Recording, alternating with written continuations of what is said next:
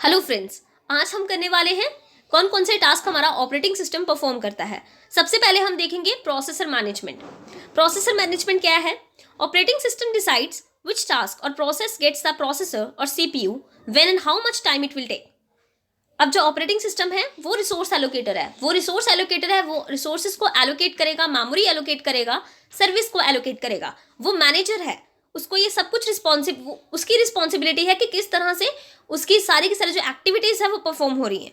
सो operating system ये देखेगा कि किसी सीपीयू जो प्रोसेसर है, किस प्रोसेस को, किस टास्क को ज़्यादा सीपीयू की ज़रूरत है। जिसको भी ज़्यादा हाई प्रायोरिटी होगी उसी को जो सीपीयू है वो मिलेगा, और कितने टाइम के लिए उसके वो सीपीयू जो है वो मिलेगा, ये सारा रिस्पॉन्सिबिलिटी है ऑपरेटिंग सिस्टम का। Allocation and deallocation of processor CPU to the processes when required. अब हमें ये भी देखना है, जब हम एलोकेट कर रहे हैं, जब सीपीयू को एलोकेट किया जाता है, ऑपरेटिंग सिस्टम किसी टास्क को, किसी प्रोसेस को सीपीयू एलोकेट कर रहा है, तो उसे ये भी देखना है कि इसमें से इसको कब डी एलोकेट करना है, कब इसे दूसरे किसी और प्रोसेस को उसे वो सीपीयू जो है देना है। Keeps track of processor and status of the process by the program called traffic controller. उसे प्रोसेसर का क्या स्टेटस है, किस तरह से जो स्टेटस है हमारे प्रोसेस का प्रोग्राम के अंदर, तो वो सारा कुछ ट्रैफिक कंट्रोलर जो है वो कहते हैं। प्रोसेस मैनेजमेंट एक्टिविटीज़, क्या क्या एक्टिविटीज़ परफॉर्म करेंगे? Creating and deleting both user and system processes, create करना, डिलीट करना दोनों सिस्टम और यूजर प्रोसेसेस को, सस्पेंड करना या रिज्यूम करना, दोबारा से स्टार्ट करना या उसको सस्पेंड कर देना प्रोसेसेस को, या मैकेनिज्म्स प्रोवाइड करना जिससे प्रोसेस सिंक्रोनाइजेशन, प्रोसेस कम्युनिकेशन और डेडलॉक हैंडलिंग। तो ये तीनों टॉपिक्स बहुत इंपॉर्टेंट है और हम आने वाली वीडियोस में इनको डिटेल में स्टडी करेंगे। Memory management. Operating system manages the main memory. Operating system main memory को मैनेज करता है। मेन मेमोरी बहुत ज़्यादा फास्ट स्टोरेज प्रोवाइड करती है, जिससे कि हम डायरेक्टली सीपीयू को एक्सेस कर सकते हैं। A program to be executed must be in main memory. कोई भी प्रोग्राम जिसे एग्जीक्यूट करना वो मेन मेमोरी में होगा, तभी वो एग्जीक्यूट होगा, otherwise it will not be executed. Keep track of the main memory. Main memory का कंप्लीटली आपको you have to keep track of the main memory. Which part is used and not in used is tracked by the operating system. कौन सा part use हो रहा है memory का, कौन सा पार्ट नहीं यूज हो रहा है, तो you have to all that work is done by the operating system. So complete tracking will be done with the operating system.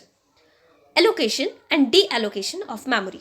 सो मैंने आपको पहले बताया एलोकेशन किसको सर्विस देनी है, किससे सर्विस लेनी है। सर्विस इन द सेंस किसको सीपीयू देना है, प्रोसेसर देना है, इस तरह से। Allocation of memory to process when processor requests it, and deallocation of memory when the process not needs it. Operating system decides which process will get memory when and how much. तो ये भी operating system का task है, किस process को memory देनी है, किस प्रोसेस को मेमोरी देनी है, कितनी देर के लिए देनी है, कितने टाइम के लिए देनी है और कब देनी है। Device management. Operating system device communications को मैनेज करेगा रिस्पेक्टिव ड्राइवर्स के बीच में। ऑपरेटिंग सिस्टम डिसाइड करेगा कि कौन सा प्रोसेस जो है उसको डिवाइस चाहिए, कब चाहिए, कितने टाइम के लिए चाहिए, और इनपुट आउटपुट कंट्रोलर्स जो हैं उनका यूज़ करेगा, और ऑपरेटिंग सिस्टम ट्रैक करेगा हर एक डिवाइस को। तो किस तरह से एलोकेशन होगी, किस तरह से डी एलोकेशन होगी, तो सारा वर्क जो है वो डिवाइस मैनेजमेंट में ऑपरेटिंग सिस्टम करता है। File management. Keeping track of who get the resources. Operating system keep track of status, location and use of resources.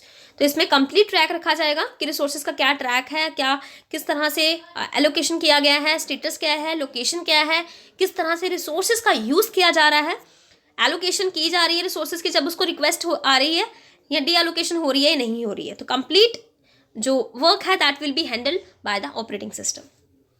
Security and protection, जो मैंने बताया, it's a very important feature of the operating system. Security, it preventing unauthorized access to the program और data. जितने भी unauthorized persons हैं, authorized person वो होंगे जिन्हें हम चाहते हैं कि जो उस एक्सेस कर सकते हैं, जो एक्सेस नहीं कर सकते, जो अनऑथराइज्ड होते हैं, वो किस तरह से हम उन अनऑथराइज्ड पर्सन से अपना डेटा, अपना प्रोग्राम्स को प्रिवेंट कर रहे हैं। तो ये सिक्योरिटी है। Defence of the system against the internal और external attacks, huge range including denial of service, worms, viruses, identity theft and theft of the services। तो ये कुछ सिक्योरिटी हमारी क्यों ज़रूरी है? कुछ अटैक्स की वजह से।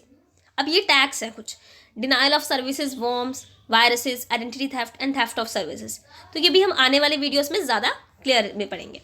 आगे है प्रोटेक्शन। देखिए प्रोटेक्शन जो है a mechanism for controlling access of the processes और the users to resources defined by the operating system. किस तरह से कंप्लीट एक्सेस जो है हम यूजर्स का रिसोर्सेज के लिए जो है उनका प्रोटेक्ट किस तरह से कर रहे हैं हम अपने प्रोसेसेस अपने रिसोर्सेज को from the users. Error detecting application which allows the standard communication between the software and your computer. जो एप्लीकेशन आपकी स्टैंडर्ड कम्युनिकेशन किस तरह से होगी सॉफ्टवेयर और आपके कंप्यूटर के बीच में, और आपका user interface means graphical user interface जिससे यूजर जो है इंटरेक्ट करेगा। So this allows you to communicate with your computer and this OS will provide a graphical user interface for the high functions. Thank you friends. If you like my video, please like, share and subscribe my channel. And if you have any query, you can ask in comment section. और अगर आप मेरे channel पे नए हैं तो please subscribe कीजिए ताकि आपको लेटेस्ट नोटिफिकेशंस मिलती रहे। Thank you.